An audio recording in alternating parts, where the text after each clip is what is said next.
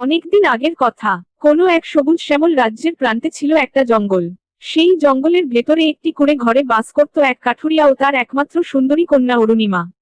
অরুণিমা যেমন ছিল রূপবতী তেমনি জ্ঞানের দিক থেকেও অনেক এগিয়ে। কই রে মা, কোথায় গেলি? খুব খিদে পেয়েছে, আমাকে কিছু খেতে দে। ও, তুমি এসেছো। ভিতরে এসো, আমি তোমার খাবার দিচ্ছি। এই বলে অরুণিমা তার বাবাকে খেতে দিল। তার বাবা তাড়াতাড়ি খাওয়া শেষ করে জঙ্গলে কাঠ কাটার জন্য বেরিয়ে পড়ল। সে আপন মনে কাঠ কাটতে লাগল। কাঠ কাটতে কাটতে সন্ধ্যা নেমে এলো। আজ কাঠ কাটতে কাটতে কখন যে বেলা ডুবে গেছে বুঝতেই পারিনি। এদিকে চারপাশের শুধু হিংস্র প্রাণীদের ডাক শোনা যাচ্ছে। জানি না আজ সুস্থভাবে বাড়ি ফিরতে পারবো কিনা। তো এত রাতে কোথায় যাই? এখন তো এই জঙ্গলে কোনো রাস্তাও চেনা যাবে না। আর তাহলে বাড়ি যাব কিভাবে?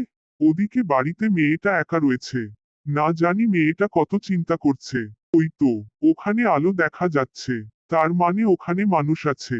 আলোটা বেশি দূরে নয়। ওখানে গেলে কাউকে না কাউকে পেয়েই যাব। যাই যাই, ওখানে যাই। তাহলে রাতটা নিশ্চিন্তে কাটাতে পারবো। এত রাত হয়ে গেল, বাবা তো এখনো এলো না। কখনো তো এত রাত করেননি। বাবা কোনো বিপদে পড়লো না তো? বাবার কিছু হলে একাই জঙ্গলে কিভাবে থাকবো? হে আল্লাহ, তুমি আমার বাবাকে সুস্থ রেখো। এ তো দেখছি রাজপ্রাসাদ। তার মানে এই রাজপ্রাসাদ থেকেই আলো দেখা গেছে। যাই হোক, বাঁচতে হলে ভেতরে যেতেই হবে।